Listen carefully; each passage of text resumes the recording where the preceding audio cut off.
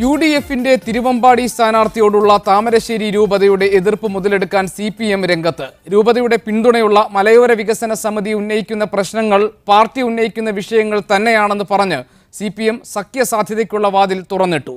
അതേസമയം തിരുവമ്പാടിയിലെ UDF സ്ഥാനാർത്ഥി VM Ummer Thamarassery ബിഷപ്പിനെ സന്ദർശിച്ച് പിന്തുണ തേടി. വി ഉമ്മറിന്റെ സ്ഥാനാർത്ഥിത്വം മുസ്ലിം ലീഗ് പിൻവലിക്കുമെന്ന് CPMോ മലയോര വികസന സമിതിയോ കരുതുന്നില്ല. ലീഗ് സ്ഥാനാർത്ഥിക്കെതിരെ പരസ്യ നിലപാടെടുത്ത മലയോര വികസന സമിതിക്ക് പിന്നോട്ടു പോകാനും സാധ്യമല്ല. ഈ സാഹചര്യത്തിലാണ് സഭയുടെ അതൃപ്തി തങ്ങൾക്കനുകൂലമാക്കാനുള്ള CPM നീക്കം. ഞങ്ങളും ആ നിലപാട് കാലാകാലം ഉന്നയിക്കുന്നവരാണല്ലോ. അപ്പോൾ അത്തരത്തിലുള്ള ജനങ്ങളോട്, ദുരിതമനുഭവിക്കുന്ന ജനങ്ങളോട് താതാത്മ്യം പ്രാപിക്കുന്ന നിലപാട് ഞങ്ങൾ സ്വീകരിക്കും. സ്ഥാനാർത്ഥി നിർണ്ണയിക്കുമ്പോഴും ഏത് കാര്യങ്ങളിലും ഞങ്ങൾ അത്തരം നിലപാടുകളൊക്കെ എടുക്കും. സഭയ്ക്ക് സ്വാധീനമുള്ള മണ്ഡലത്തിൽ സഭയുടെ താൽപര്യം സംരക്ഷിക്കുന്ന സ്ഥാനാർത്ഥി വേണമെന്നാണ് താമരശ്ശേരി രൂപതയുടെ നിലപാട്. മണ്ഡലത്തിൽ സ്ഥാനാർത്ഥിയായി CPM പരിഗണിക്കുന്നവരിൽ ഒരാൾ സഭയുമായി അടുത്ത ബന്ധം പുലർത്തുന്ന വ്യക്തിയാണ്. ഇദ്ദേഹത്തിന് വേണ്ടിയുള്ള നീക്കമാണ് സഭയുടെ ലീഗ് വിരുദ്ധതയ്ക്ക് കാരണമെന്നാണ് UDF വിലയിരുത്തുന്നത്. ബിഷപ്പിന് തന്നോട് എതിർപ്പില്ലെന്ന് ബിഷപ്പിനെ സന്ദർശിച്ച ശേഷം UDF സ്ഥാനാർത്ഥി VM ഉമ്മർ പറഞ്ഞു. ഇപ്പോൾ മലയോര വികസന സമിതി ഉയർത്തിയിട്ടുള്ള അവരുടെ താല്പര്യം അത് സംരക്ഷിക്കപ്പെടുന്നതിന് വേണ്ടിയുള്ള പ്രവർത്തനങ്ങളിൽ ജനപ്രതിനിധി എന്നുള്ള നിലയിൽ ഞാൻ ഉണ്ടായിരുന്നു. പ്രത്യേകിച്ച് ഈ കസ്തൂരിരംഗൻ റിപ്പോർട്ടുമായി ബന്ധപ്പെട്ടുകൊണ്ട് നടന്ന പ്രശ്നങ്ങളൊക്കെ വളരെ രൂക്ഷമായി വന്നപ്പം കർഷകരോടൊപ്പം നിന്നിട്ടുള്ള ഒരാളാണ്. CPM നേതാവ് മത്തായി ചാക്കോ വിജയിച്ച 2006 തെരഞ്ഞെടുപ്പിൽ എല്ലാ ഘടകങ്ങളും എതിരായിട്ടും പരാജയം 5000 വോട്ടിനടുത്ത് മാത്രമായിരുന്നുവെന്നും 2006 എത്രയോ മെച്ചപ്പെട്ട സാഹചര്യമാണ് ഇപ്പോഴുള്ളതെന്നും UDF ക്യാമ്പ് പറയുന്നു. മലയോര വികസന സമിതിയെ ഒപ്പം കൂട്ടാനായാൽ അത് സംസ്ഥാനത്താകെ രാഷ്ട്രീയമായി ഗുണം ചെയ്യുമെന്ന വിലയിരുത്തലിലാണ് CPM. മത്തായി ചാക്കോയുടെ നിര്യാണത്തെ തുടർന്ന് നടന്ന 2009 ഉപതെരഞ്ഞെടുപ്പിന് ശേഷം തിരുവമ്പാടി ഒരിക്കൽ കൂടി സംസ്ഥാന രാഷ്ട്രീയത്തിന്റെ ശ്രദ്ധാകേന്ദ്രമാവുകയാണ് ഇത്തവണ. ജയേഷ് രാഘവൻ, മീഡിയ 1, കോഴിക്കോട്. ഈ വിഷയം ചർച്ച ചെയ്യാൻ കോഴിക്കോട്ട് നിന്ന് മുസ്ലിം ലീഗിന്റെ ശ്രീ മൈൻ ഹാജി തത്സമയമുണ്ട്. ഒപ്പം തന്നെ CPMന്റെ ശ്രീ മുഹമ്മദ് റിയാസ് കോഴിക്കോട്ട്, മാധ്യമപ്രവർത്തകൻ A സജീവൻ, ഒപ്പം തന്നെ മലയോര വികസന സമിതിയുടെ ചെയർമാൻ ചാക്കോ കളപ്പറമ്പിൽ ടെലിഫോൺ ലൈനിലുണ്ടാകും എന്ന് ഞാൻ പ്രതീക്ഷിക്കുന്നു.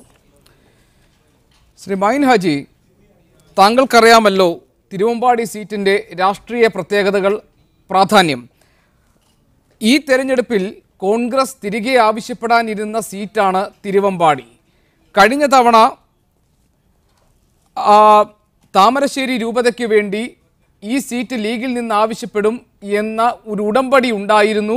അവർക്ക് വേണ്ടി ഈ സീറ്റ് ഇത്തവണ വിട്ടുകൊടുക്കാനുള്ള ധാരണയും ഉണ്ടായിരുന്നു.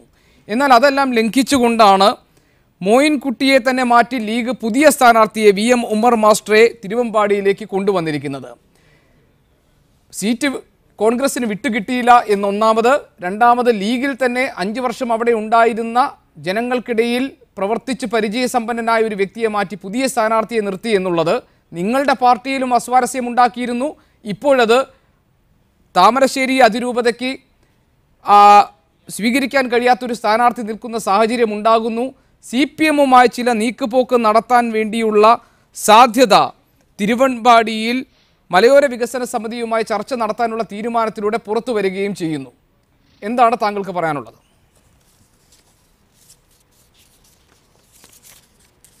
ഗോപികൃഷ്ണൻ, ഈ തെരഞ്ഞെടുപ്പിൽ കോൺഗ്രസിന് സീറ്റ് വിട്ടുകൊടുക്കുക എന്ന് ഞങ്ങളൊരു എഗ്രിമെൻ്റ് കോൺഗ്രസിനോട് കൊടുത്തിട്ടുണ്ടെങ്കിൽ അതിൽ പരാതിപ്പെടേണ്ടത് കോൺഗ്രസ്സാണ്.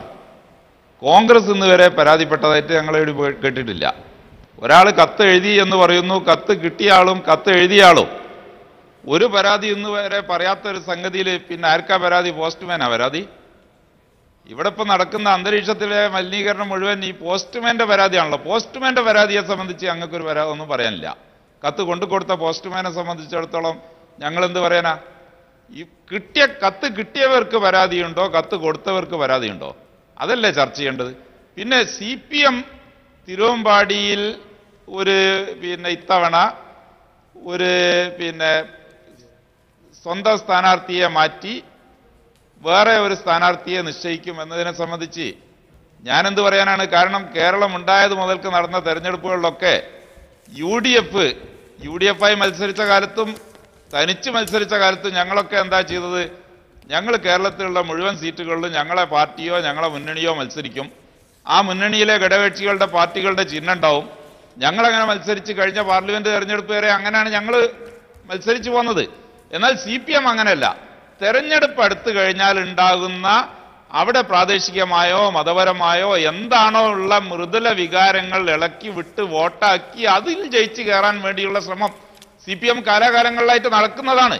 ഇത്തവണയും അതൊക്കെ നടത്തും. CPM ആണെങ്കിൽ അതൊക്കെ നടത്തും. CPM-നെ സംബന്ധിച്ചിടത്തോളം അതിൽ കേരളീയർക്ക് ഒരു മുൻവിധിയുണ്ട്. ഇന്ന് മനസ്സിലാകുന്നത് തിരുവമ്പാടിയിൽ അവർക്ക് സ്വന്തം സ്ഥാനാർത്ഥി ഉണ്ടാവില്ല, കൊടുവള്ളിയിൽ അവർക്ക് സ്വന്തം സ്ഥാനാർത്ഥി ഉണ്ടാവുകയില്ല എന്ന് നേരത്തെ തന്നെ വ്യക്തമാക്കപ്പെട്ടു.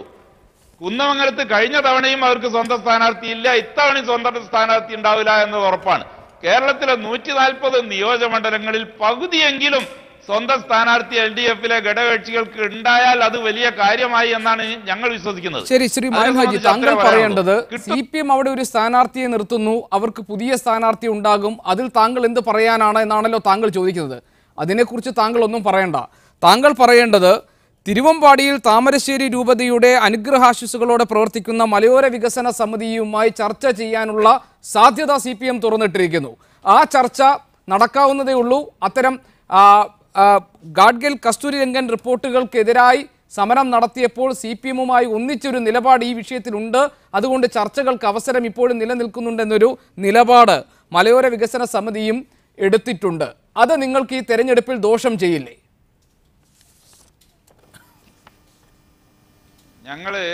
ജനങ്ങളെയാണ് ഞങ്ങൾ തെരഞ്ഞെടുപ്പിൽ അഭിമുഖീകരിക്കുന്നത്. ആ കൂട്ടത്തിൽ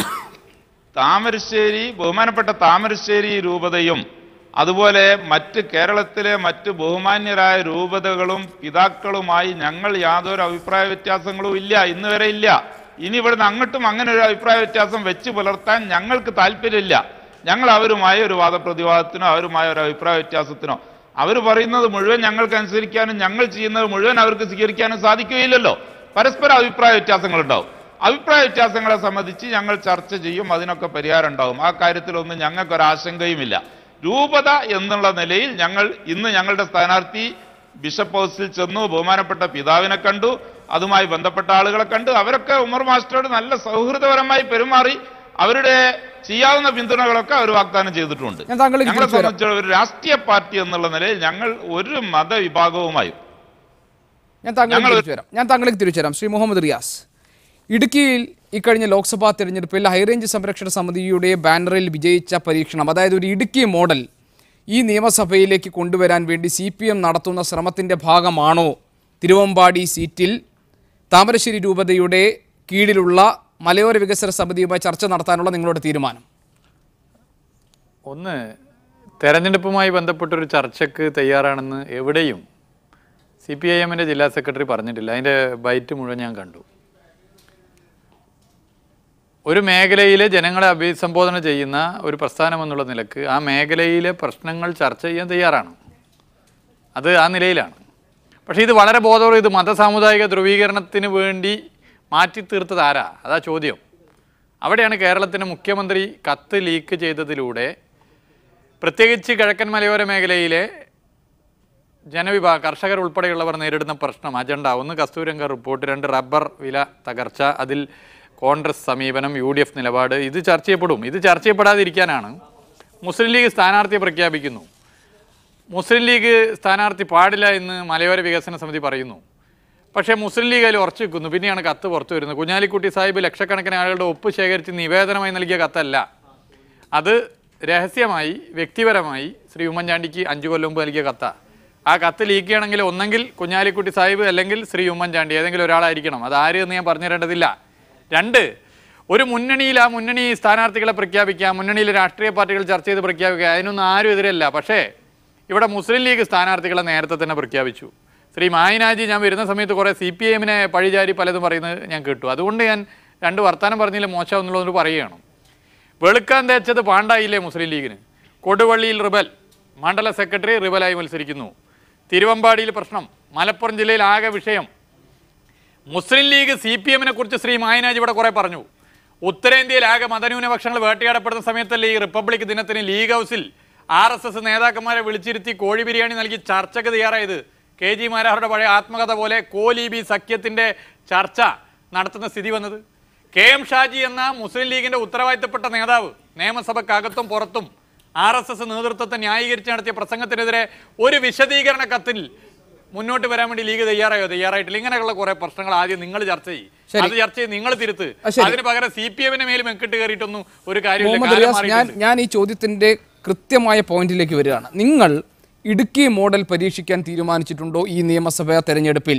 രണ്ട് കാര്യങ്ങൾ. ഇടുക്കിയിൽ ഹൈറേഞ്ച് സംരക്ഷണ സമിതി അവിടെ കാഞ്ഞിരപ്പള്ളി മെത്രാനുമായി CPM ഒരു ധാരണയിൽ എത്തിയിരിക്കുന്നു എന്ന റിപ്പോർട്ടുകൾ പുറത്തു വരുന്നു. അവർ പറയുന്ന 3 സ്ഥാനാർത്ഥികളെ അല്ലെങ്കിൽ CPM പറയുന്ന 3 സ്ഥാനാർത്ഥികളെ പിന്തുണയ്ക്കുന്ന സാഹചര്യം അവിടെ ഉണ്ടാകുന്നു എന്നുള്ളത്. കേരള കോൺഗ്രസ് എമ്മിൽ നിന്ന് പിളർന്നു വന്ന ഫ്രാൻസിസ് ജോർജ് വിഭാഗം അവർ പ്രതിനിധീകരിക്കുന്ന ഒരു വലിയ വിഭാഗത്തിൻ്റെ വോട്ട് കൈപ്പിടിയിൽ ഒതുക്കി UDF-ന്റെ വോട്ട് ബാങ്കിൽ വിള്ളലുണ്ടാക്കാമെന്ന പ്രതീക്ഷ. ഇവിടെ തിരുവമ്പാടിയിൽ സമാന സ്വഭാവത്തിൽ മലയോര വികസന സമിതിയുമായി ചർച്ച നടത്താനുള്ള തീരുമാനം. ഇതെല്ലാം ഒരൊറ്റ ഗ്രാൻഡ് ഡിസൈനിൻ്റെ ഭാഗമല്ലേ? ഇടതുപക്ഷ ജനാധിപത്യ മുന്നണിയുടെ സ്ഥാനാർത്ഥികളെ കുറിച്ചുള്ള ചർച്ച തുടങ്ങിയിട്ടേ ഉള്ളൂ. അതായത് പാർട്ടികൾ അതിൻ്റെ ഘടകങ്ങൾ ചർച്ച ചെയ്യുന്നു, അതിനുശേഷം മുന്നണി ചർച്ച ചെയ്തത് പ്രഖ്യാപിക്കുക. അതിനു മുമ്പ് സ്ഥാനാർത്ഥികൾ ആരെ ഏത് പാർട്ടി എന്നൊന്നും മുസ്ലിം ലീഗിനെ പോലെ ആദ്യം പ്രഖ്യാപിക്കാൻ ഞങ്ങൾ ആളല്ല. പക്ഷെ ഇവിടെ വിഷയം എന്തിനാണ് ഇങ്ങനെ ഭയപ്പെടുന്നത്? മലയോര മേഖലയിലെ പ്രശ്നത്തെക്കുറിച്ചൊരു ഡിസ്കഷൻ, ഇടതുപക്ഷ ജനാധിപത്യ മുന്നണിയുടെ ഗവൺമെൻറ് അധികാരത്തിൽ വന്നാൽ എന്ത് ചെയ്യുമെന്നുള്ളൊരു ചർച്ച, ഇത് ആരുമായി നടത്താൻ ഞങ്ങൾ തയ്യാറാണ്. 2006 തെരഞ്ഞെടുപ്പ് നിങ്ങൾ നോക്കണം. ബലികേറ മലയായിരുന്നു തിരുവമ്പാടി. ആ തിരുവമ്പാടിയിൽ സഖാവ് മത്തായി ചാക്കോ അട്ടിമറി വിജയം കൊയ്തു. എന്താ കാരണം?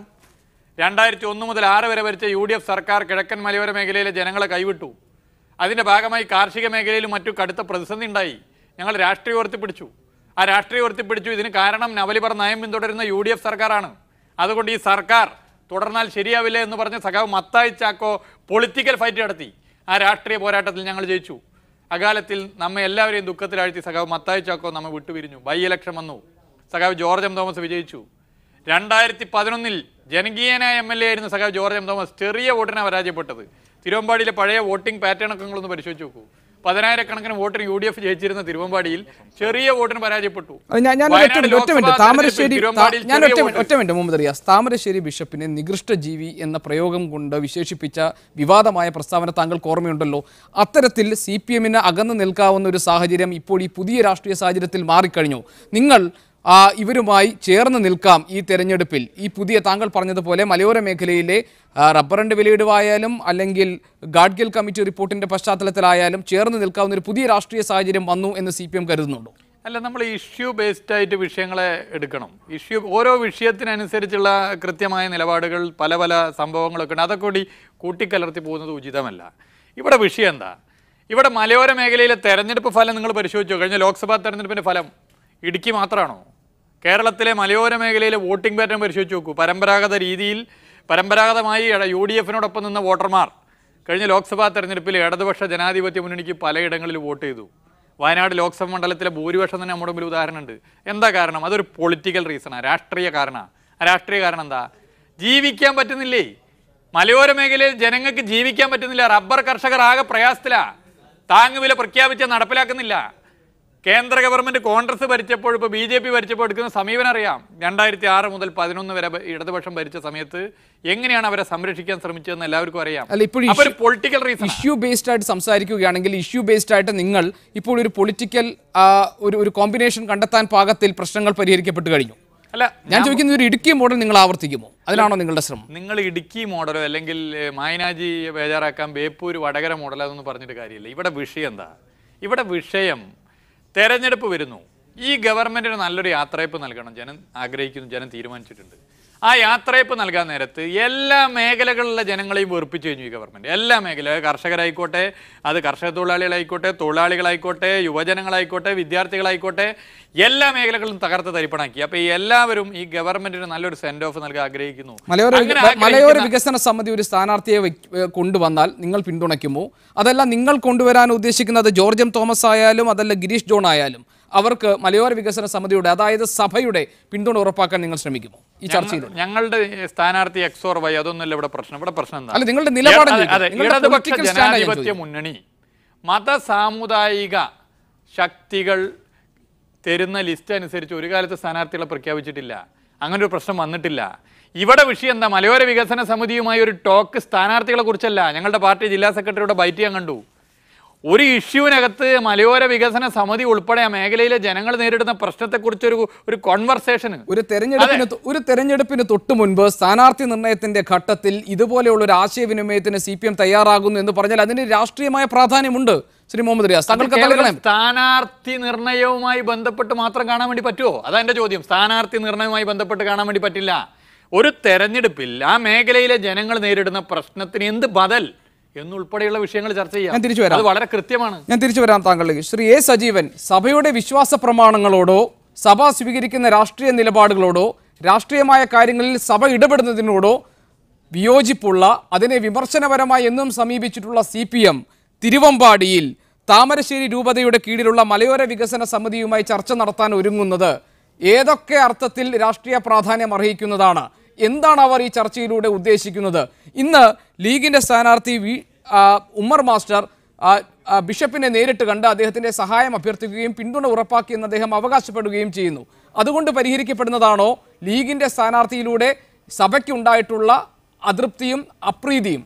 ഇത് ഏതൊക്കെ തരത്തിൽ ഇതിന്റെ പൊളിറ്റിക്കൽ ഡയമെൻഷൻസ് ഏതൊക്കെ തരത്തിലുള്ളതാണ്? ഇതിന് വളരെ ലളിതമാണ് ഇതിൻ്റെ ഉത്തരം. ഒന്ന്, ഈ തെരഞ്ഞെടുപ്പ് LDFനെ സംബന്ധിച്ചും UDFനെ സംബന്ധിച്ചും ജീവൻ മരണ പോരാട്ടമാണ്.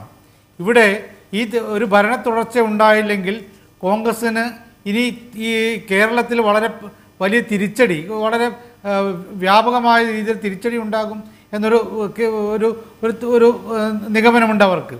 അവരങ്ങനെ ഭയക്കുന്നുണ്ട്.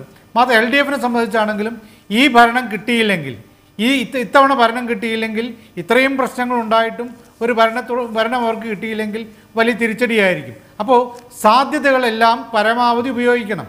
നമ്മൾ എന്തെല്ലാം കർഷകരുടെ പ്രശ്നമായിട്ട് ഇതിനെ കണ്ടിട്ട് കർഷക പ്രശ്നത്തിനെ കുറിച്ചുള്ള ഡയലോഗായിട്ട് മാത്രം റിയാസ് പറഞ്ഞ പോലെ കണ്ടിട്ട് കാര്യമില്ല. ഇത് സത്യത്തിൽ തിരുവമ്പാടി എന്ന് പറയുന്നത് LDF ഓർക്കാപ്പുറത്ത് അവർക്ക് കയ്യിൽ കിട്ടിയിട്ടുള്ളൊരു ആയുധമാണ്.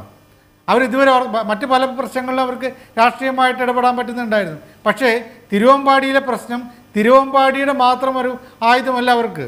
അത് അവർക്ക് ഓർക്കാപ്പുറത്ത് കിട്ടുകയാണ്. കാരണം UDFൻ്റെ ഏറ്റവും ഉറച്ച മണ്ഡലമെന്ന് അവർ വിശ്വസിക്കുന്നത് 77 ഈ മണ്ഡലം വന്ന സമയം മുതൽ വളരെ അപൂർവമായിട്ട് മാത്രമാണ് മത്തായി ചോക്കയും ജോർജും മാത്രമാണ് ഈ ഒരു ചെറിയ മാറ്റം ഉണ്ടാക്കിയത്.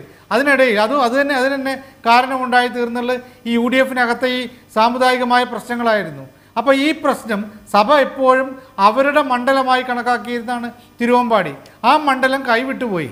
കുറേ AV അബ്ദുറഹ്മാൻ ഹാജിക്ക് കൊടുത്ത കാലം മുതൽ ആ കൈവിട്ടുപോയി. ആ കൈവിട്ടുപോയത് തിരികെ കിട്ടണമെന്നുള്ള അവരുടെ നിർബന്ധ ബുദ്ധി കൊണ്ടായിരുന്നു 2011 അവരിതിനെ ആവശ്യപ്പെട്ടു. അന്ന് കൊടുക്കാൻ പറ്റാത്ത കാരണം കൊണ്ടാണ് ഈ പറയുന്ന നമ്മളിപ്പോൾ പുറത്തു വന്നു എന്ന് പറയുന്ന ഈ കരാറൊക്കെ ഉണ്ടായിട്ടുള്ളത്, കത്തൊക്കെ ഉണ്ടായിട്ടുള്ളത്. അപ്പോൾ ഇത്തവണ അവർക്ക് കിട്ടിയില്ല എന്നുള്ളതിൻ്റെ പേരുള്ള അവരുടെ പ്രതിഷേധം പരമാവധി ഉപയോഗിക്കുക തന്നെയാണ് LDF ചെയ്യുന്നത്, പ്രത്യേകിച്ച് CPM ചെയ്യുന്നത്. ഇന്ന് CPM ജില്ലാ സെക്രട്ടറിയുടെ പ്രസ്താവന പോലും അത് ആ രീതിയിലാണ് നമ്മൾ കാണേണ്ടത്. അവർ രാഷ്ട്രീയമായിട്ട് പറയുമ്പോൾ അങ്ങനെ ഞങ്ങൾ ഇതിൻ്റെ സാമുദായിക താല്പര്യങ്ങൾ ഉപയോഗിക്കുന്നു പറയില്ല. പക്ഷേ അത് ഉപയോഗിക്കുമ്പോൾ CPM ഉപയോഗിച്ചതിന് ഞാൻ കുറ്റം പറയുന്നു. കാരണം തന്ത്രപരമായിട്ടുള്ള കിട്ടാവുന്ന അവസരങ്ങൾ പരമാവധി ഉപയോഗിക്കുക എന്നുള്ളത് തന്നെയാണ് ഏതൊരു രാഷ്ട്രീയ പാർട്ടിയുടെയും ഏതൊരു മുന്നണിയുടെയും മുന്നുള്ള ഏറ്റവും നല്ല തന്ത്രം. താങ്കൾ പറയുന്നത് തിരുവമ്പാടി എന്ന ഒരു മണ്ഡലത്തിലേക്ക് കേവലമായി ഈ വിഷയത്തെ ചുരുക്കരുത്, അതിനപ്പുറം മലയോര മേഖലയിലെ UDFന്റെ സ്വാധീനത്തെ തകർക്കാൻ കഴിയുന്ന ഒരു ആയുധമായി CPM ഇതിനെ ഉപയോഗിക്കാൻ പോകുന്നു. അതിൻ്റെ ഭാഗമായിരിക്കും നേരത്തെ പറഞ്ഞതുപോലെ കാഞ്ഞിരപ്പള്ളി മെത്രാനുമായി നടത്തിയിട്ടുള്ള ധാരണ. അതിൻ്റെ പുറത്ത് അവരുടെ ചില സ്ഥാനാർത്ഥികൾ വരുന്നു. കേരള കോൺഗ്രസ് എമ്മിൽ നിന്ന് അടർന്നു വന്നിട്ടുള്ള ഫ്രാൻസിസ് ജോർജ് വിഭാഗം ജനാധിപത്യ കേരള കോൺഗ്രസ് എന്ന വിഭാഗത്തോട് സഹകരിക്കാനുള്ള CPMന്റെ തീരുമാനം. അതുപോലെ തന്നെ തിരുവമ്പാടിയിൽ അങ്ങനെ കേരളത്തിൻ്റെ മലയോര മേഖലയിൽ UDFന്റെ രാഷ്ട്രീയ കെട്ടുറപ്പിനെ അല്ലെങ്കിൽ രാഷ്ട്രീയ അടിത്തറയെ ഇളക്കാൻ പാകത്തിൽ ഒരു ആയുധമായി ഇതിനെ CPM ഉപയോഗിക്കാൻ പോകുന്നു ഈ തെരഞ്ഞെടുപ്പിൽ, അങ്ങനെയല്ലേ? തീർച്ചയായിട്ടും. അതിന് മാത്രമല്ല, അത് വളരെ വ്യക്തമായിട്ട് മലയോര വികസന സമിതിയുടെ നേതാവായിട്ടുള്ള ജോയ് അത് കഴിഞ്ഞ ഒരു മണിക്കൂർ മുമ്പേ ചർച്ചയിൽ പറഞ്ഞ് ഞാൻ കേട്ടു. അദ്ദേഹം പറഞ്ഞത് തിരുവമ്പാടി എന്ന് പറയുന്ന താമരശ്ശേരി രൂപതയുടെയോ അല്ലെങ്കിൽ മലയോര വികസന സമിതിയുടെയോ സ്വാധീനമെന്ന് പറയുന്നത് തിരുവമ്പാടി മണ്ഡലത്തിൽ മാത്രം ഒതുങ്ങി നിൽക്കുന്നതല്ല. മലയോര കർഷകരുടെ പ്രശ്നം ഈ മലയോരം മുഴുവനുള്ളതാണ്. എന്ന് പറഞ്ഞാൽ വയനാട് ഉൾപ്പെടെയുള്ള കണ്ണൂർ ജില്ലയിലെ പല 2-3 മണ്ഡലങ്ങൾ ഉൾപ്പെടുന്ന കോഴിക്കോട് ജില്ലയിൽ കൊടുവള്ളിയും കുന്നമംഗലം ഉൾപ്പെടുന്ന അങ്ങനെ കുറേ മണ്ഡലങ്ങളിലേക്ക് വ്യാപിക്കുന്നതാണ്. അവരതിനുള്ള ശ്രമം നടത്തും എന്നൊരു ഭീഷണി ആ ജോയയുടെ മലയോര വികസന സമിതിയുടെ പ്രസ്താവനയിലുണ്ട്. മാത്രമല്ല ഇവിടെ CPM ഇപ്പോൾ കാണുന്നൊരു പ്രശ്നം ഈ സാധ്യത ഉപയോഗിച്ചതിനുള്ള പ്രധാന കാരണമായിട്ട് ഞാൻ കണക്കാക്കുന്നത്, ഒരുപക്ഷെ റിയാസ് അത് സമ്മതിക്കണമെന്നില്ല, ഒരു വലിയ രാഷ്ട്രീയ ഭീഷണി ഈ തെരഞ്ഞെടുപ്പിൽ അവർ പ്രതീക്ഷിക്കുന്നുണ്ട്, അവർ മുന്നിൽ കാണുന്നു, ഭയക്കുന്നുണ്ട്. അതിൽ പ്രധാനപ്പെട്ട പ്രശ്നം എന്ന് വെച്ചാൽ BJP ഒരു പക്ഷേ ചതിച്ചേക്കും. UDFുമായിട്ട് കൂട്ടുചേർന്ന് പല മണ്ഡലങ്ങളിലും വളരെ UDFന് നേരിയ ഭൂരിപക്ഷത്തിന് തോൽക്കാൻ സാധ്യതയുള്ള മണ്ഡലങ്ങളിൽ പോലും BJP അവിടെ സഹായിച്ചു കൊടുത്തേക്കാം എന്നുള്ള ഒരു പേടി CPMനും മൊത്തമായിട്ട് LDFനും ഉണ്ട്. അതുകൊണ്ട് തന്നെ അങ്ങനെ വരുമ്പോൾ അവർക്കിതുവരെ കിട്ടാത്ത LDFന് ഇതുവരെ കടന്നു കയറാൻ പറ്റാത്ത മധ്യ കേരളം, പ്രത്യേകിച്ച് കേരള കോൺഗ്രസിൻ്റെയും ഈ ക്രിസ്ത്യൻ വിഭാഗത്തിൻ്റെയും സ്വാധീന മേഖലകൾ, ആ സ്വാധീന മേഖലകളിൽ നിന്ന് പരമാവധി വോട്ടുകൾ ശേഖരിച്ചെടുക്കുക എന്നുള്ള തന്ത്രം കൂടി ഇതിനുണ്ടാകും. അവർക്കതിന് വീണ് കിട്ടിയ ഏറ്റവും നല്ല അവസരമാണ് ഇപ്പോൾ ഉണ്ടായിട്ടുള്ളത്. മറ്റു കാര്യങ്ങൾ ഇപ്പോൾ കേരള കോൺഗ്രസ്സിൽ ഈ മാണി ഗ്രൂപ്പിലുണ്ടായിട്ടുള്ള പിളർപ്പ്, അതോടൊപ്പം തന്നെ ഇപ്പോൾ ഇന്ന് ജേക്കബ് ഗ്രൂപ്പിലുണ്ടായിട്ടുള്ള പിളർപ്പ്, ഇതൊക്കെ സ്വാഭാവികമായിട്ടും രാഷ്ട്രീയപരമായിട്ടുണ്ടാകുന്ന കാര്യങ്ങളാണ്. ശ്രീ മൈൻ ഹാജി, താങ്കൾ നേരത്തെ പറഞ്ഞു ഉമ്മർ മാസ്റ്റർ ബിഷപ്പിനെ കണ്ടു, അദ്ദേഹത്തിന്റെ പിന്തുണ ഉറപ്പാക്കി കഴിഞ്ഞിട്ടുണ്ട്, അതുകൊണ്ട് നിങ്ങൾക്ക് ആശങ്കയുടെ ആവശ്യമില്ല. 2, താങ്കൾ നേരത്തെ ചോർന്നു വന്ന കത്തിനെ കുറിച്ച് പറഞ്ഞു. കത്ത് അയച്ചവർക്ക് പരാതിയില്ല, കത്ത് കിട്ടിയവർക്ക് പരാതിയില്ല, പിന്നെ പോസ്റ്റ്മാനാണോ പരാതി എന്ന്. ശ്രീ മൈൻ ഹാജി, താങ്കൾക്കറിയാമല്ലോ കോഴിക്കോട്, കണ്ണൂർ, തലശ്ശേരി, മാനന്തവാടി, ബത്തേരി രൂപതകൾ ഒന്നിച്ചാണ് തിരുവമ്പാടി സീറ്റിന് വേണ്ടി ആവശ്യം ഉന്നയിച്ചത്. അവർ ബിഷപ്പുമാർ യോഗം ചേരുകയും അവരൊരു ആക്ഷൻ പ്ലാൻ തയ്യാറാക്കുകയും ചെയ്തിരുന്നു.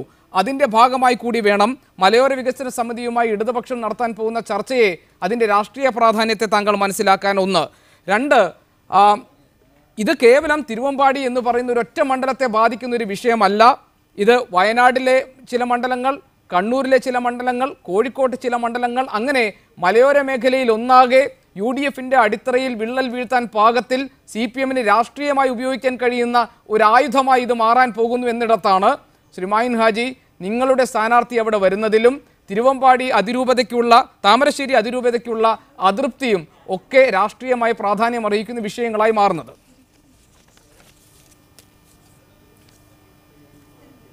ഞാൻ ആ കാര്യങ്ങളെ സംബന്ധിച്ചൊക്കെ മറുപടി പറയുന്നതിന് മുമ്പ് എൻ്റെ പ്രിയപ്പെട്ട സ്നേഹിതൻ റിയാസ് ഇവിടെ വലിയ ഗീർവാണ പ്രസംഗം നടത്തി. 2 BJPക്കാർ ലീഗ് ഓഫീസിൽ കയറി വന്നു, എന്തോ സംസാരിച്ചു പോയി എന്നത് വലിയ അപരാധമായിട്ടാണ് റിയാസ് ഇവിടെ പറഞ്ഞത്. ആരാ റിയാസ് കുട്ടിയായിരിക്കാന്നൊക്കെ.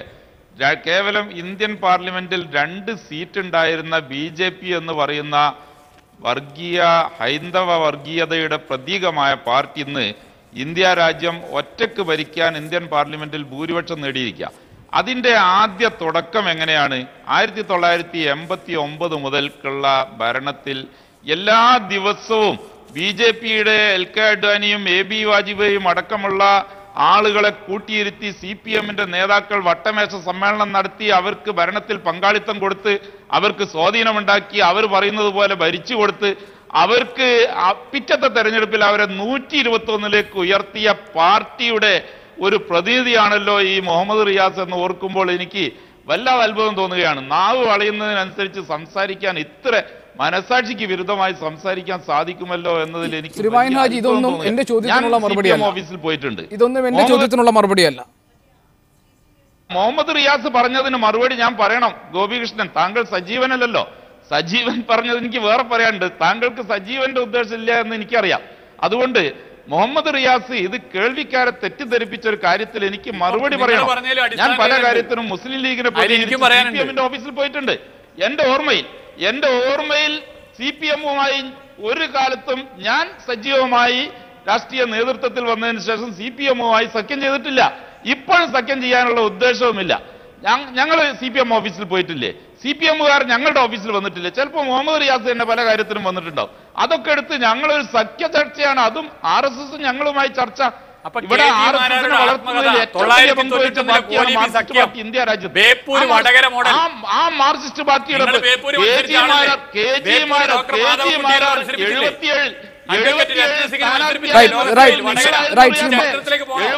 ദയവായി ക്ഷമിക്കും ശ്രീ മായിൻ ഹാജി, ശ്രീ മുഹമ്മദ് റിയാസ്. ഒന്നെങ്കിൽ ഞാൻ ഈ ചർച്ചയുടെ വിഷയം മാറ്റേണ്ടി വരും, അല്ലെങ്കിൽ നിങ്ങൾ ഈ വിഷയത്തിൽ സംസാരിക്കേണ്ടി വരും.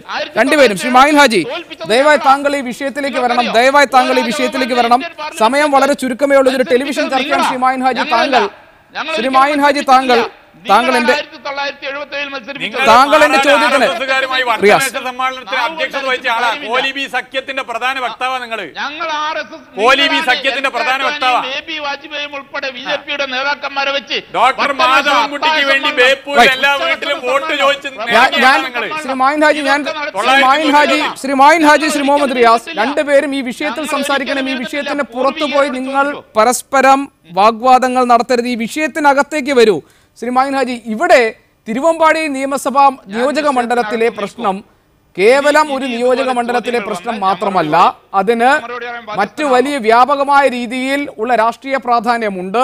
അതുകൊണ്ട് തന്നെ നിങ്ങൾ ആ സീറ്റ് നിലനിർത്തി അതിൽ രൂപതയ്ക്ക് അതിനകത്തുള്ള വിയോജിപ്പുകളുണ്ട്, അതൃപ്തിയുണ്ട്. ഇതെല്ലാം അതിന് മറ്റു പല രാഷ്ട്രീയ പ്രാധാന്യമുണ്ട്. അതുകൊണ്ട് ഉമ്മർ മാസ്റ്റർ ഇന്ന് ചെന്ന് ബിഷപ്പിനെ കണ്ടു എന്നതുകൊണ്ടൊക്കെ പരിഹരിക്കപ്പെടുന്ന ഒരു വിഷയമായി താങ്കൾ ഇതിനെ ലഘൂകരിച്ച് കാണുകയാണോ? അല്ല, ഞങ്ങള് ഇതിന് ലഘൂകരിക്കൊന്നുമില്ല. ഞങ്ങള് കേരളത്തിലെ എല്ലാ രൂപതയുടെയും ബഹുമാനപ്പെട്ട ബിഷപ്പുമാരുമായി ഞങ്ങൾ നല്ല ബന്ധമാണ്. ഞങ്ങൾ ഒരിക്കലും അവരെ ആക്ഷേപിച്ചിട്ടില്ല.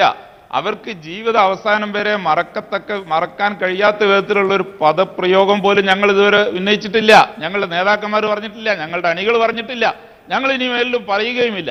അവരുമൊക്കെയായി ഞങ്ങൾ നല്ല ബന്ധമാണ് പുലർത്തുന്നത്. രാഷ്ട്രീയമായ കാര്യങ്ങൾ ഞങ്ങൾ ചർച്ച ചെയ്ത് അവരുടെ ആവശ്യങ്ങളെ സംബന്ധിച്ച് കേരളം ഒട്ടാകെ എടുത്തൊരു പാക്കേജായി ഞങ്ങൾ എടുക്കും. എന്നിട്ട് അതിന് പരിഹാരമുണ്ടാവും. ഒരു തിരുവമ്പാടിയോ ഒരു മാനന്തവാടിയോ ഒരു തലശ്ശേരിയോ ഒരു ഇടുക്കിയോ അല്ലെങ്കിൽ ഒരു നിലമ്പൂരോ ഒരു വണ്ടൂരോ മാത്രമല്ല, കേരളത്തിലുള്ള 140 സീറ്റിൽ ഏതാണ്ട് 30ഓളം സീറ്റുകൾ മലയോര മേഖലയാണ്. അതുപോലെ തിരുവമ്പാടി സീറ്റിൽ കഴിഞ്ഞ തെരഞ്ഞെടുപ്പ് വേളയിൽ ഇതേപോലെ തന്നെ സഭയുടെ എതിർപ്പുയരുകയും സഭകളുടെ ആവശ്യം അടുത്ത തെരഞ്ഞെടുപ്പിൽ അംഗീകരിക്കാം എന്ന് അന്നത്തെ UDF നേതാക്കൾ ഉറപ്പ് നൽകുകയും ചെയ്തിരുന്നു. ഇതാണ് മലയോര കർഷക മുന്നണി പ്രതിനിധികൾ പറയുന്നത്. ലീഗിൽ നിന്ന് സീറ്റ് കോൺഗ്രസ് തിരിച്ചു പിടിക്കുകയും സഭയ്ക്ക് സ്വീകാര്യനും കർഷക വികാരം ഉൾക്കൊള്ളുന്നവനുമായ ഒരു സ്ഥാനാർത്ഥിയെ മത്സരിപ്പിക്കുകയും ചെയ്യണം എന്ന നിലപാട് അവർക്ക് ഇപ്പോഴും ഉണ്ടായിരുന്നു. ഈ തെരഞ്ഞെടുപ്പിൽ ലീഗ് അവരുടെ സ്ഥാനാർത്ഥികളെ പ്രഖ്യാപിക്കുമ്പോഴും ഉണ്ടായിരുന്നു. അതുകൊണ്ടാണ് അതിലുള്ള പ്രതിഷേധം CPM-ലേക്ക് അടുക്കാനുള്ള ഒരു കാരണമായി മാറും എന്ന് നേരത്തെ സജീവൻ പറഞ്ഞത്. ഞങ്ങൾ സഭയുമായി ബന്ധമുള്ള ആളുകൾ തന്നെയാണ് മുസ്ലിം ലീഗുകാരും. മലയോര കർഷക മുന്നണിയുടെ നേതാക്കന്മാർ ഇതുവരെ പറഞ്ഞത് സഭയോ അതല്ലെങ്കിൽ ക്രിസ്ത്യൻ സമൂഹമോ പ്രത്യേകമായ ഒരു സ്ഥാനാർത്ഥിയെ നിർത്താൻ എന്നുള്ള നിലയിൽ ഇതിൽ ആവശ്യപ്പെട്ടിട്ടില്ല എന്നാണ്. നിങ്ങൾ പറയുന്നത് സഭ ആവശ്യപ്പെട്ടു. മലയോര കർഷക മുന്നണിയെ സംബന്ധിച്ചിടത്തോളം അവർ മലയോരത്തെ പ്രശ്നങ്ങളെ സംബന്ധിച്ചുള്ള ആശങ്കയാണ്. ആ കാര്യം ഞങ്ങൾ പ്രകടന പത്രിക വരുമ്പോൾ ഞങ്ങൾ വ്യക്തമായ നയങ്ങൾ വെച്ച്, ഞങ്ങൾ പരിപാടികൾ വെച്ച്, ഞങ്ങൾ ലക്ഷ്യം വെച്ച്, അതിൻ്റെ പരിഹാരം വെച്ച്, അവർക്ക് പ്രശ്നങ്ങളുണ്ട്, ധാരാളം പ്രശ്നങ്ങളുണ്ട്. ആ പ്രശ്നങ്ങളൊക്കെ അവിടെ പരിഹരിക്കേണ്ടതാണ്. അതിന് പരിഹാരവും ഞങ്ങൾ നിർദ്ദേശിക്കും. അങ്ങനെ നിർദ്ദേശിക്കുമ്പോൾ ആ വിഭാഗത്തിന് ഞങ്ങൾ എതിർക്കേണ്ട ഒരു കാര്യവും ഉണ്ടാവില്ല. ആ കാര്യങ്ങൾ വരാനിരിക്കുന്നതുള്ളൂ. പിന്നെ ഒരൊറ്റ കാര്യത്തിന് മറുപടി പറയേണ്ടതുണ്ട്. സജീവൻ രാഷ്ട്രീയ നിരീക്ഷകനാണ്, എൻ്റെ സുഹൃത്താണ്, അതൊക്കെ ശരിയാണ്. പക്ഷേ സജീവൻ തെറ്റായൊരു സന്ദേശം ആർക്കെങ്കിലും വേണ്ടി ഇതിൽ കൊടുക്കേണ്ടതില്ല. ഈ തെരഞ്ഞെടുപ്പ് എന്ന് പറഞ്ഞാൽ രാജ്യത്തൊട്ടാകെ ഇന്ത്യൻ നാഷണൽ കോൺഗ്രസും BJP-യും RSSും തമ്മിൽ വമ്പിച്ച തോതിലുള്ള മത്സരം നടക്കുമ്പോൾ അവിടെ CPM-ഓ മുസ്ലിം ലീഗോ എന്ന് പറഞ്ഞാൽ അതൊക്കെ ചെറിയ പാർട്ടികളാണ്. അപ്പോൾ കോൺഗ്രസ് നേതൃത്വം നൽകുന്ന ഒരു മുന്നണിയും BJP-യും തമ്മിൽ എന്തെങ്കിലും ഒരു അഡ്ജസ്റ്റ്മെന്റ് ഉണ്ടാകും എന്ന തരത്തിലുള്ള ഒരു സന്ദേശം സജീവന്റെ ഭാഗത്ത് നിന്ന് സജീവന് കൊടുക്കാം. സജീവന് ഉദ്ദേശം ഉണ്ടാവാം, എന്തെങ്കിലും ദുരുദ്ദേശങ്ങൾ ഉണ്ടാവാം, അതിനനുസരിച്ച് കൊടുക്കാം. ആ കൊടുത്തത് ഒരു വ്യക്തമായ ദുരുദ്ദേശമാണ് എന്ന് പറയാതിരിക്കാൻ സജീവൻ അങ്ങനെ എന്തെങ്കിലും ദുരുദ്ദേശമുണ്ടെന്ന കാര്യം ഞാൻ അദ്ദേഹത്തോട് തന്നെ ചോദിക്കാം. മുഹമ്മദ് റിയാസ്, സജീവൻ നടത്തിയ ഒരു നിരീക്ഷണം, അദ്ദേഹം പറയുന്നത് ഈ തെരഞ്ഞെടുപ്പിൽ ജയിക്കുക എന്നത് ഇടതുമുന്നണിയെ സംബന്ധിച്ച് ഏറ്റവും അനിവാര്യമായ ആവശ്യമാണ്. അതുകൊണ്ട് തന്നെ നിങ്ങൾ ഇപ്പോൾ ഈ ഉണ്ടാക്കുന്ന ഈ ഒത്തുതീർപ്പ് അല്ലെങ്കിൽ ഈ ചർച്ചകൾ അതല്ലെങ്കിൽ ഈ ധാരണകളൊക്കെ തന്നെ നിങ്ങളുടെ ഭയത്തിൽ നിന്നുകൂടി ഉണ്ടാകുന്നതാണ്. BJP ഇത്തവണ ഇടതുപക്ഷത്തിൻ്റെ സ്വാധീന മേഖലകളിലേക്ക് അവരുടെ കൈ കടത്തുമോ എന്ന ഭയത്തിൽ നിന്നുകൂടിയാണ് നിങ്ങൾ ഇത്തരത്തിലുള്ള കൂട്ടുകെട്ടുണ്ടാക്കുന്നത്. BJPയും UDFും തമ്മിൽ ഏതെങ്കിലും തരത്തിൽ ഒരു രഹസ്യധാരണ ഉണ്ടാക്കുമോ എന്ന ഭയത്തിൽ നിന്നാണ്. അതിനെയാണ് നേരത്തെ ശ്രീ മായിൻ ഹാജി വിമർശിച്ചത്. ഈ ഭയത്തിൽ നിന്നാണ് CPM ഇതുപോലൊരു തീരുമാനമെടുക്കുന്നതെന്നാണ് സജീവൻ്റെ നിരീക്ഷണം. ഈ ചോദ്യത്തിന് രണ്ട് രീതിയിൽ ഞാൻ ഉത്തരം പറയും. ക്ഷമയോടെ ശ്രീ മായനാജി കേൾക്കുമെന്ന് ഞാൻ പ്രതീക്ഷിക്കുകയാണ്. ഒന്ന്, BJPയുമായി ഒരു ധാരണക്കുള്ള ശ്രമം UDF നടത്തുന്നുണ്ട്. ഇപ്പം ഇന്ന് എല്ലാ ഓൺലൈൻ മാഗസിനും പല തെളിവെടുക്കുക അത് പുറത്തു വന്നു. ശ്രീ സജീവൻ ഉൾപ്പെടെ അതായിരിക്കും കോട്ടയത് ഇവിടെ പറഞ്ഞിട്ടുള്ളത്. അത് ഞാൻ പറയുമ്പോൾ സഹിഷ്ണുതയോടെ കേൾക്കണം. കർസേവക്ക് അന്ന് ഇഷ്ടികദാന യാത്ര ഉദ്ഘാടനം ചെയ്ത വ്യക്തിയാണ് ഡോക്ടർ മാധവൻകുട്ടി. ഓരോ പഞ്ചായത്തിലെയും കർസേവകർക്ക് ഇഷ്ടിക നൽകി ബാബരി മസ്ജിദ് തകർത്ത് അമ്പലം പണിയാൻ വേണ്ടിയുള്ള ഇഷ്ടിക ദാനയാത്ര. അദ്ദേഹത്തെ ബേപ്പൂരിൽ 1991 സ്ഥാനാർത്ഥിയാക്കിയപ്പോൾ വോട്ട് ചോദിക്കാൻ വീട് കയറി ഇറങ്ങിയ അനുഭവമുള്ള ആളാണ് ശ്രീ മായനാജി. അന്ന് ഞാൻ ചെറുപ്പമാണെങ്കിലും SFIയുടെ ഒക്കെ ഒരു പ്രവർത്തകനാണ്. അതേ സമയത്ത് തന്നെ വടകര ലോക്സഭയിൽ രത്നസിംഗ് അതേ കോലീബി KG മനാർ പിന്നെ എഴുതിയിരുന്നു. അതിന് സമാനമായിട്ടാണ് റിപ്പബ്ലിക് ദിനത്തിൽ RSSൻ്റെ ഉത്തരവാദിത്തപ്പെട്ടവർ മുസ്ലിം ലീഗിൻ്റെ സംസ്ഥാന ഓഫീസ് സന്ദർശിച്ചത്. അവർ എന്തുകൊണ്ട് CPMൻ്റെ ഓഫീസ് സന്ദർശിച്ചില്ല? അദ്ദേഹം ഇവിടെ പറഞ്ഞല്ലോ, കോൺഗ്രസും BJPയും മത്സരിക്കുകയാണ്. BJPയുടെ തീവ്ര ഹിന്ദുത്വ നിലപാടിനോട് കോൺഗ്രസ് മൃദു ഹിന്ദുത്വ നിലപാട് ഉയർത്തിപ്പിടിച്ചുകൊണ്ട് ഒരുതരം മത്സരം രാജ്യത്ത് നടക്കുന്നുണ്ട്. അവിടെയാണ് മതനിരപേക്ഷതയ്ക്ക് വേണ്ടി ആര് നിലകൊള്ളുന്നു എന്നുള്ള പ്രശ്നം. ഞങ്ങളെ സംബന്ധിച്ചിടത്തോളം BJP പിടിക്കുന്ന വോട്ടിലൊന്നും ഞങ്ങൾക്ക് ഭയമില്ല. അത് ഭയപ്പെടേണ്ടത് കോൺഗ്രസ്സാണ്. ഇപ്പോൾ മായനാജി ഉൾപ്പെടെയുള്ള ഈ കോഴിക്കോട് ജില്ലയിലെ BJP പിടിക്കുന്ന വോട്ട് മാത്രമല്ല, അവർ UDFുമായിട്ടൊരു രഹസ്യധാരണ ഉണ്ടാക്കിയിട്ടുണ്ടെന്നുള്ള ഭയം എന്നാണ്. അതെ, ഞാൻ പറയുന്നത് ആ ശ്രീ സജീവൻ അത് പറഞ്ഞപ്പോൾ തന്നെ പറഞ്ഞു, BJP വോട്ടിനെ കുറിച്ച് പറഞ്ഞു. ഇപ്പോൾ കോഴിക്കോട് കോർപ്പറേഷനിൽ BJP 7 കൗൺസിലർമാർ ജയിച്ചു. ആ 7 സ്ഥലത്തും നേരത്തെ കോൺഗ്രസ് ജയിച്ച സ്ഥലമാണ്. ആ 7 സ്ഥലത്തും കോൺഗ്രസ് സ്ഥാനാർത്ഥി 3-ാം സ്ഥാനത്താണ്. അപ്പോൾ ഇതൊക്കെ എല്ലാവർക്കും അറിയാം. ഇത് തന്നെയാണ് തിരുവനന്തപുരം കോർപ്പറേഷനിലും. അപ്പോൾ BJPയുമായി ടൈപ്പ് ഉണ്ടാക്കുന്നതിൽ ഒരു മടിയില്ലാത്ത നേതാവാണ് ശ്രീ ഉമ്മൻചാണ്ടി. ഒരു മടിയില്ല. അത് ശ്രീ മായനാജി ചിലപ്പോൾ അതിനെ ശക്തമായിട്ട് എതിർക്കായിരിക്കും. പക്ഷേ ലീഗിൻ്റെ പല നേതാക്കന്മാരും അത് അംഗീകരിക്കുന്നുണ്ട്. പല നേതാക്കന്മാരും അത് സൗഹൃദ സംഭാഷണത്തിലായാലും ശരി, പ്രസംഗങ്ങളിലായാലും പല നേതാക്കന്മാരും ഉമ്മൻചാണ്ടിയുടെ നിലപാടിനെ അങ്ങനെ ഒരു രഹസ്യമായ ഒരു കൂട്ടുകെട്ട് ഉണ്ടാക്കും എന്നൊരു ഭയം നിങ്ങൾക്കുണ്ടോ? ഞങ്ങളെ സംബന്ധിച്ചിടത്തോളം ഭയമില്ല. കാരണം കേരളത്തിലെ ജനങ്ങൾ തീരുമാനിച്ചു കഴിഞ്ഞു UDFിനൊരു യാത്രയപ്പ് നൽകാൻ. പിന്നെ BJPയുമായി ഈ കോൺഗ്രസ് ഉൾപ്പെടെ മുസ്ലിം ലീഗിലെ ശ്രീ മായനാജി ഉൾപ്പെടുന്ന ഒരു ഗ്രൂപ്പ് ഉൾപ്പെടെ ധാരണ ഉണ്ടാക്കിയാലും കേരളത്തിലെ മെജോറിറ്റി സെക്യുലർ മൈൻഡുള്ളവരാണ്. അതിൽ കോൺഗ്രസ് പാർട്ടിയിലുള്ളവരുണ്ട്, മുസ്ലിം ലീഗിലുള്ളവരുണ്ട്, ജനാധിപത്യ വിശ്വാസികളുണ്ട്. അവർ ഇടതുപക്ഷത്തോടൊപ്പം ശക്തമായി നിൽക്കും. അതിൻ്റെ ഭാഗമായിട്ട് കേരളത്തിൽ ഇന്നലെ വരെ പല കാരണത്താൽ ഇടതുപക്ഷ രാഷ്ട്രീയത്തോട് വിമുഖത കാട്ടി വോട്ട് ചെയ്യാൻ മടിച്ചവരുൾപ്പെടെ ഞങ്ങൾക്ക് വോട്ട് ചെയ്യും പല വിഭാഗം ആളുകൾ. അത് ഒരു സംശയമില്ല. അതാണ് ഇപ്പോൾ കേരള പൊളിറ്റിക്സിൻ്റെ ഒരു പൊതുസ്ഥിതി. ശ്രീ എ സജീവൻ, താങ്കൾ എന്തെങ്കിലും തരത്തിലുള്ള ദുരുദ്ദേശത്തിൻ്റെ ഭാഗമായാണോ BJPയും UDFും തമ്മിലുള്ള ഒരു കൂട്ടുകെട്ടിൽ CPMനുണ്ടാകുന്ന ആശങ്കയാണ് ഇത്തരത്തിലുള്ള പുതിയ ചർച്ചകൾക്കും ആ ബന്ധങ്ങൾക്കും പ്രേരിപ്പിക്കുന്നത് എന്ന ഒരു പരാമർശം നടത്താൻ ഇടയാക്കിയത്? അല്ല, എനിക്ക് വളരെ വ്യക്തമായിട്ട് പറയാനുണ്ട്. എൻ്റെ പ്രിയ സുഹൃത്ത് മായനാജിയെ തെറ്റിദ്ധരിക്കേണ്ട. ഞാൻ എന്തെങ്കിലും ഉദ്ദേശത്തോടു കൂടി പറഞ്ഞതല്ല അത്. ഈ ഓൺലൈൻ മാധ്യമങ്ങളിൽ കുറേ വാർത്തകൾ ഇത് സംബന്ധിച്ച് വരുന്നത് കൊണ്ടാണ്. CPM അങ്ങനെ ഭയക്കുന്നു എന്നുള്ളത് അത് യാഥാർത്ഥ്യമാണ്. ഞാൻ പറഞ്ഞില്ല UDFോ ഇപ്പോൾ കോൺഗ്രസ്സോ ലീഗോ BJPയുമായിട്ട് കൂട്ടുകൂടിയെന്ന് ഞാൻ പറഞ്ഞിട്ടില്ല. എനിക്ക് അതിൻ്റെ ആവശ്യമില്ല. കാരണം ഇതിൽ എനിക്കൊരു ദുരുദ്ദേശം ഉണ്ടാവണമെങ്കിൽ ഞാനൊന്നുകിൽ സ്ഥാനാർത്ഥിയാവണം, അല്ലെങ്കിൽ ഏതെങ്കിലും രാഷ്ട്രീയ പ്രസ്ഥാനത്തിനെ പിന്തുണയ്ക്കണം. ഞാൻ അങ്ങനെ ഒരു രാഷ്ട്രീയ പ്രസ്ഥാനത്തിനെയും പിന്തുണയ്ക്കുന്ന ആളല്ല. ഇവിടെ ഉള്ള സംഗതി ഞാൻ പറഞ്ഞത്, കഴിഞ്ഞ ദിവസങ്ങളിലായിട്ട് ഇന്ന് പ്രത്യേകിച്ചും ഓൺലൈൻ മാധ്യമങ്ങളിൽ വന്നിട്ടുള്ള വളരെ ശക്തമായി വന്നിട്ടുള്ള ഒന്നാണ് CPM ഇങ്ങനെ ഭയക്കുന്നു എന്നുള്ളത്. അങ്ങനെ ഒരു കൂട്ടുകെട്ട് BJPയും ലീഗും തമ്മിലോ BJPയും കോൺഗ്രസും തമ്മിലോ അല്ലെങ്കിൽ BJPയും UDFും തമ്മിലോ ഉണ്ടാക്കിയെന്ന് ഞാൻ പറയുന്നില്ല. CPM അങ്ങനെ ഒരു അവർക്കൊരു ഭയമുണ്ട് എന്ന് ഞാൻ വിചാരിക്കുന്നത്. അത് ഞാൻ വിചാരിച്ചത് ഏറ്റവും കൂടുതൽ ശക്തമായിട്ട് എതിർക്കുക റിയാസാണെന്നാണ്. അവർക്ക് അങ്ങനെ ഭയമുണ്ട് എന്നുള്ള ഇത് യാഥാർത്ഥ്യമാണ്.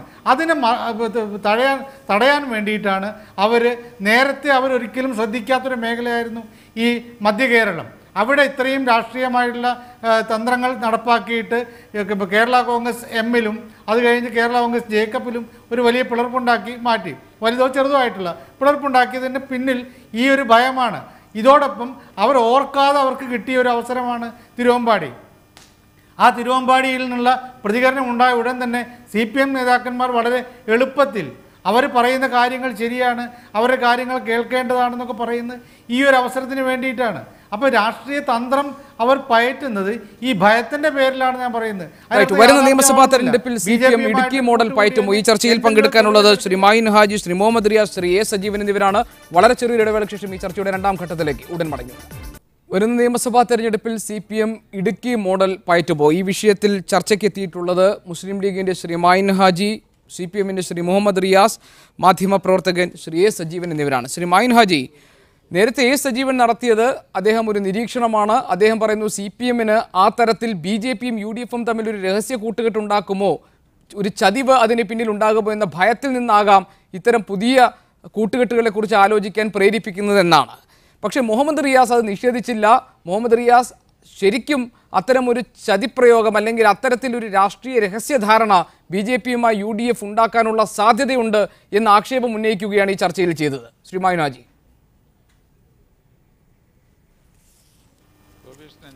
ഞാൻ ആ കാര്യത്തിൽ നിരീക്ഷിക്കുന്നത് CPM എന്ന രാഷ്ട്രീയ പാർട്ടി തെരഞ്ഞെടുപ്പ് രാഷ്ട്രീയം ഒരു പ്രത്യേകമായ ഒരു അജണ്ടയായി എടുക്കുന്ന രാഷ്ട്രീയ പാർട്ടിയാണ്.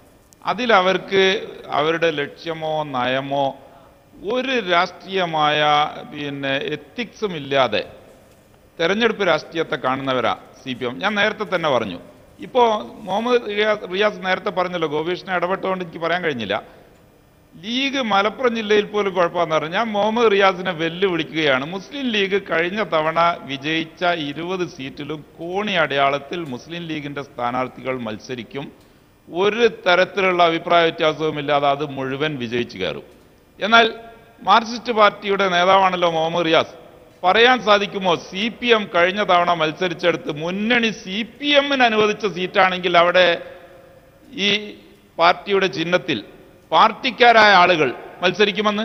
ഇന്നലെ വരെ മറ്റു പാർട്ടികളുടെ നേതാക്കന്മാരായ ആ പാർട്ടികൾക്ക് വേണ്ടി നാവിട്ടലച്ച, അതിനുവേണ്ടി വാദിച്ച ആളുകളെ പിടിച്ചു കൊണ്ടുവന്ന് സ്ഥാനാർത്ഥിയാക്കുന്നതിൽ യാതൊരു മടിയുമില്ലാത്ത, രാഷ്ട്രീയമായി ഇത്രയധികം തെരഞ്ഞെടുപ്പ് രംഗത്ത് പാപ്പരത്തം കാണിക്കുന്ന, ആ സമയത്തുള്ള വികാരങ്ങൾ മാത്രം മുതലാക്കി തെരഞ്ഞെടുപ്പിനെ ജയിക്കുക എന്ന ഒരു അജണ്ടയുള്ള കേരളത്തിലെ ഇത്തരത്തിലുള്ള ഒരു രാഷ്ട്രീയ പാർട്ടി CPM മാത്രമാണ്.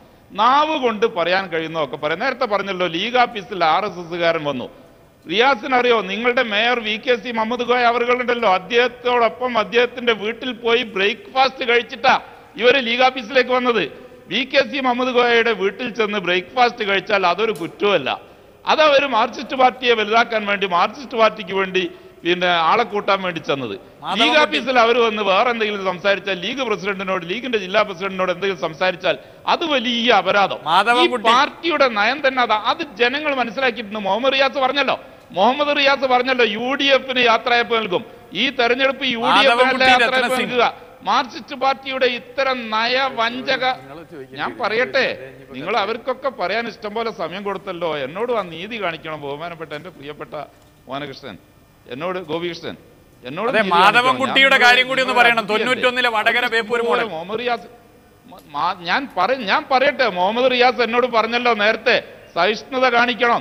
നിങ്ങളാ സഹിഷ്ണുത, ഞാൻ മിണ്ടാതെ ഇരുന്നതാ. ഞാൻ അതിലേക്കൊക്കെ വരുന്നുണ്ട്. മാധവൻകുട്ടി 1991 UDFന്റെ സ്വതന്ത്രനായി ബേപ്പൂരിൽ മത്സരിച്ചിരുന്നു. ഞങ്ങൾ നിഷേധിക്കുന്നില്ല. അതുപോലെ രത്നസിംഗ് ഒന്നും ജീവിതത്തിൽ ഒരിക്കലും BJP ആയിട്ടില്ല, ഇന്ന് വരെ BJP ആയിട്ടില്ല. രത്നസിംഗ് വടകര പാർലമെന്റിൽ UDFന്റെ സ്വതന്ത്ര സ്ഥാനാർത്ഥിയായി മത്സരിച്ചിരുന്നു. ഇവർ രണ്ടുപേരും UDFന്റെ സ്ഥാനാർത്ഥിയായി മത്സരിച്ചവരാ. മാധവൻകുട്ടി അന്ന് വരെ BJPയുടെ വേദിയിൽ പ്രവർത്തിച്ച ആളല്ല. അതിനുശേഷം പല ഭാഗത്ത് പോയിട്ടുണ്ടാവും. നിങ്ങളുടെ CPMൽ പ്രവർത്തിച്ച CK പത്മനാഭൻ ആരാ ഇപ്പൊ BJPയുടെ വലിയ നേതാവാ, സംസ്ഥാന പ്രസിഡന്റ്.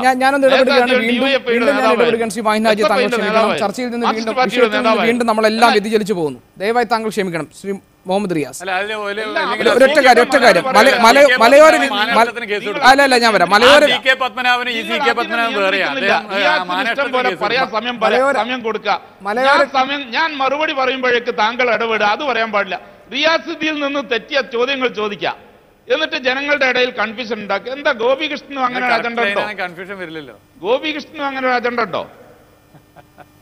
ശ്രീ മായിൻഹാജി. റിയാസിന് ഇഷ്ടം പോലെ അല്ല, ചോദിക്കാനുള്ള അവസരം ശ്രീ മായിൻഹാജി, കൊടുക്കുക. ഒരൊറ്റ ഞാൻ നിമിഷം, അതിന്റെ ഒരൊറ്റ മറുപടി നിമിഷം, കൊടുത്ത് ശ്രീ മായിൻഹാജി. clear ചെയ്ത് കളയും എന്നൊരു ധാരണ ഉണ്ടാകുമ്പോൾ താങ്കൾ ഇടപെടുന്നു. ശ്രീ മായിൻഹാജി, അതെന്ത് നീതിയാ? ശ്രീ മായിൻഹാജി, എനിക്ക് ഈ ചർച്ച നടത്തുമ്പോൾ ഒരു ഒറ്റ അജണ്ടയുള്ളൂ. ശ്രീ മായിൻഹാജി, എനിക്ക് ഈ ചർച്ച നടത്തുമ്പോൾ ഒരു അജണ്ടയുണ്ട്.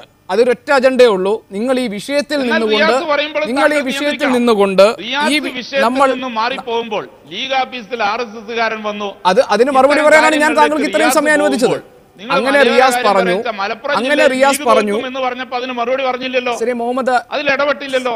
അതിന് മറുപടി പറഞ്ഞപ്പോൾ താങ്കൾ അസഹിഷ്ണുത കാണിക്കുന്നു. ഞാൻ അസഹിഷ്ണുത കാണിക്കുന്നില്ല. ഞാൻ പറഞ്ഞത് മുഹമ്മദ് റിയാസ് ആ വിഷയത്തിൽ നിന്ന് മാറി അദ്ദേഹം ചില കാര്യങ്ങൾ പറഞ്ഞു. അതുകൊണ്ടാണ് ഇടവേള കഴിഞ്ഞ് തിരിച്ചു വന്നപ്പോൾ താങ്കൾക്ക് അതിന് മറുപടി പറയാനുള്ള ഒരു അവസരം ഞാൻ താങ്കൾക്ക് തന്നത്. പക്ഷേ ഒരു സമയം പരിധി കഴിഞ്ഞ് നിങ്ങൾ ഇതേ വിഷയത്തിൽ തന്നെ ചുറ്റി നിന്നാൽ നമ്മൾ ചർച്ച ചെയ്യുന്ന ഇന്ന് ഈ വിഷയം ചർച്ചയായി കാണാൻ നിൽക്കുന്ന പ്രേക്ഷകരെ നമ്മൾ മുഖവിലേക്ക് എടുക്കുന്നില്ല എന്നായിരിക്കും അതിൻ്റെ അർത്ഥം.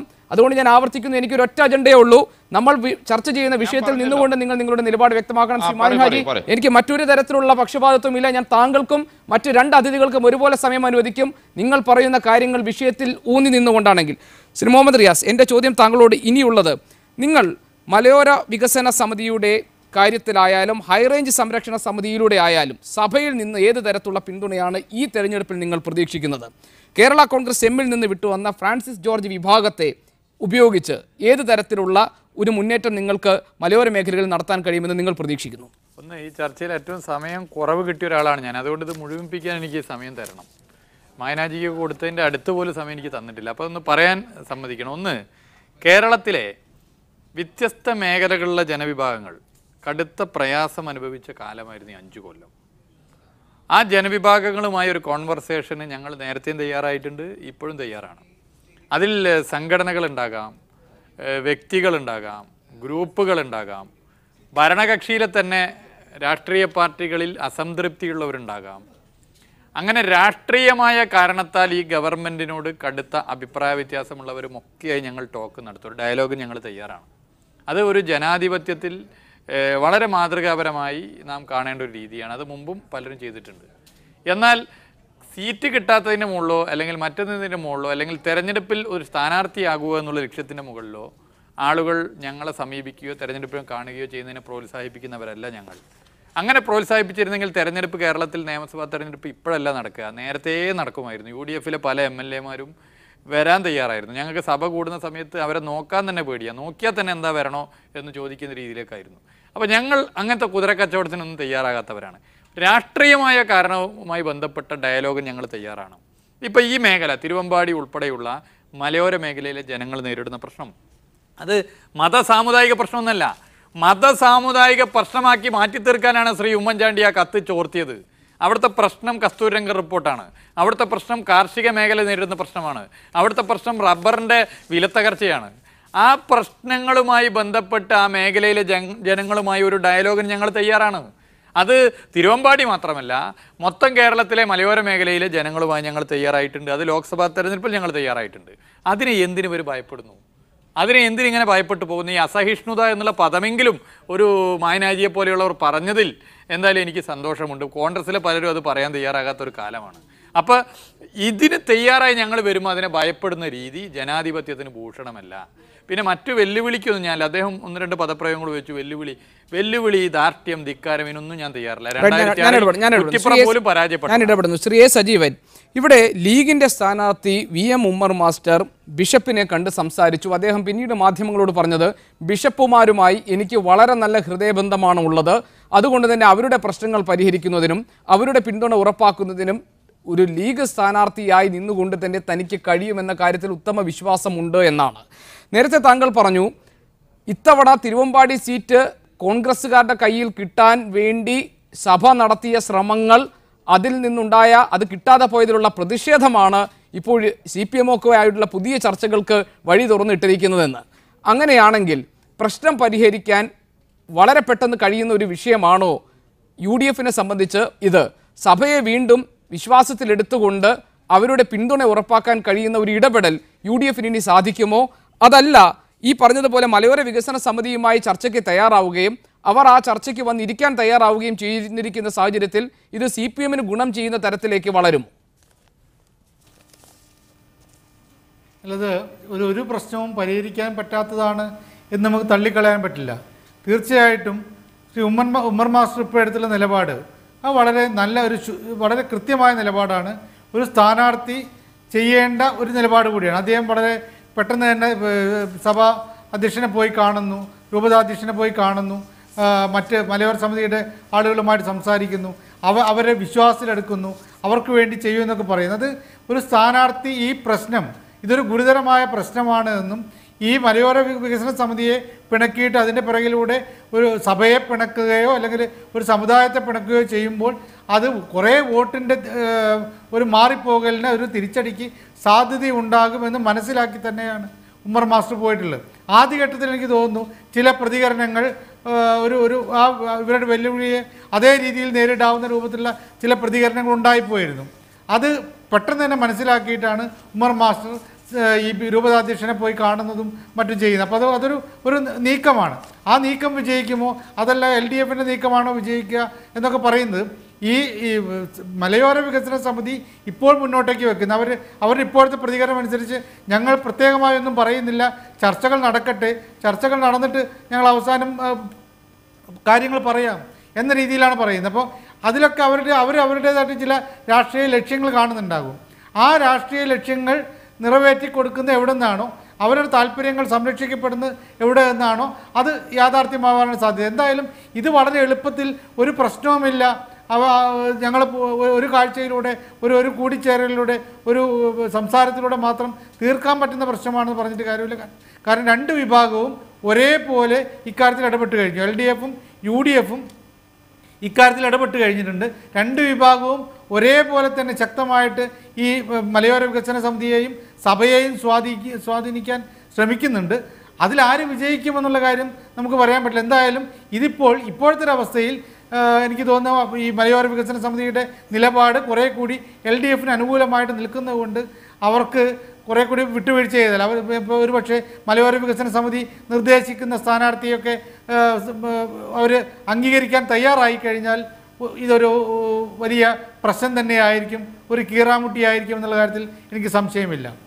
ശ്രീ മായിൻ ഹാജി, ഈ ചർച്ച അവസാനിപ്പിക്കുകയാണ്. താങ്കൾക്ക് മതിയായ സമയം തന്നിട്ടില്ല എന്ന പരാതി കൂടി നിലനിൽക്കുമ്പോൾ ശ്രീ മായിൻ ഹാജി, താങ്കൾക്ക് ഈ ചർച്ചയുടെ ഒരു കൺക്ലൂഷൻ പോയിന്റ് പറയാം.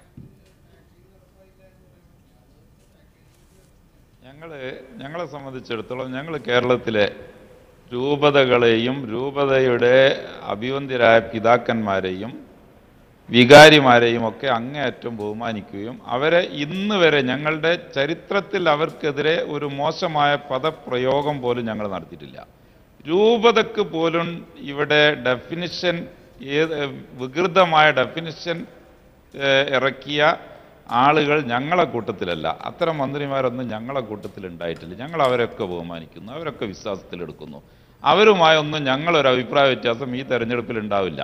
അവർക്കും പ്രശ്നങ്ങളുണ്ട്, രൂപതക്ക് പ്രശ്നങ്ങളുണ്ടാവും, അഭിപ്രായങ്ങളുണ്ടാവും. മലയോര കർഷകർക്ക് പ്രശ്നങ്ങളുണ്ട്, കടലോര മത്സ്യത്തൊഴിലാളികൾക്ക് പ്രശ്നങ്ങളുണ്ട്, നഗരവാസികൾക്ക് പ്രശ്നങ്ങളുണ്ട്, ഗ്രാമവാസികൾക്ക് പ്രശ്നങ്ങളുണ്ട്. അതൊക്കെ ഞങ്ങൾ വ്യാപകമായി കണ്ടുകൊണ്ട് അതിന് പരിഹാരം കഴിഞ്ഞ 5 വർഷം കേരളത്തിൻ്റെ അത്യപൂർവമായ സുവർണ കാലഘട്ടമായിരുന്നു. ജനങ്ങൾ അത് അനുഭവിച്ചവരാ. ഇവിടെ ബഹുമാനപ്പെട്ട മുഹമ്മദ് റിയാസ് പറഞ്ഞു, ഞങ്ങൾ ഇതിൻ്റെ അത്തരത്തിലുള്ള കഴിഞ്ഞ ഭരണത്തിൻ്റെ എഫക്റ്റഡ് പാർട്ടികളുമായി ഇവർ സംസാരിക്കാറുണ്ട്. കഴിഞ്ഞ തെരഞ്ഞെടുപ്പിനോടനുബന്ധിച്ച് പഞ്ചായത്ത് തെരഞ്ഞെടുപ്പിലും പാർലമെൻറ്റ് തെരഞ്ഞെടുപ്പിലും ഹൈസൺ ഹോട്ടൽ കോഴിക്കോട്, ഞാൻ കോഴിക്കോട്ടുകാരനായതുകൊണ്ടാണ്, കോഴിക്കോട്ട് വെച്ച് മുതലാളിമാരുടെ യോഗം ചേർന്നിട്ടുണ്ട്.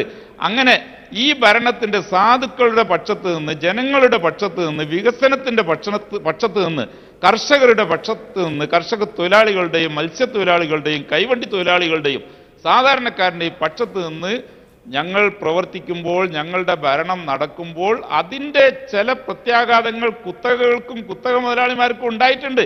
അവരൊക്കെ വിളിച്ചുകൂട്ടി ചർച്ച ചെയ്യുകയും ഡിസ്കസ് ചെയ്യുകയും അവരുടെ പരിഹാരത്തിന് ഉറപ്പ് നൽകുകയും ചെയ്തിട്ടുണ്ട്. ഇനിയും ഞങ്ങളത് പ്രതീക്ഷിക്കുന്നു. ഞങ്ങൾ ഇവിടുത്തെ ഓട്ടോറിക്ഷ തൊഴിലാളികൾ, മത്സ്യത്തൊഴിലാളികൾ, കർഷക തൊഴിലാളികൾ, മലയോര കർഷകർ, മറ്റ് ഗ്രാമീണ കർഷകർ ഇവരൊക്കെ വിളിച്ചുകൂട്ടി അവരുടെ പ്രശ്നങ്ങളെ സംബന്ധിച്ച് ഞങ്ങൾ ചർച്ച ചെയ്യും. ഞങ്ങൾ അതിന് പരിഹാരം ഉണ്ടാക്കും. അതിന് വ്യക്തമായ കാഴ്ചപ്പാട് ജനങ്ങളുടെ മുമ്പിൽ വെക്കും. ജനങ്ങൾ ഞങ്ങൾ റൈറ്റ്, വളരെയധികം നന്ദി ശ്രീ മുഹമ്മദ് റിയാസ്, ശ്രീ എ സജീവൻ, ശ്രീ മൈൻ ഹാജി. താങ്കൾ ദീർഘകാലം പൊതുപ്രവർത്തന രംഗത്തുള്ള ആളാണ്. താങ്കളെ പോലെ ഉള്ള ഒരാൾ, ഇത്ര അനുഭവ പരിചയമുള്ള ഒരാൾ വാർത്താ അവതാരകരെ പക്ഷപാതിത്വം ആരോപിച്ച് ഈ ചർച്ചയിൽ ഇടപെടരുതെന്ന് ഞാൻ താങ്കളോട് അഭ്യർത്ഥി കൂടി ചെയ്യുന്നു. വളരെയധികം നന്ദി ശ്രീ മൈൻ ഹാജി ഈ ചർച്ചയിൽ പങ്കെടുക്കാനെത്തിയത്. ഇതോടെ ഇന്നത്തെ സ്പെഷ്യൽ എഡിഷൻ പൂർണ്ണമാകുന്നു. Good bye, good night.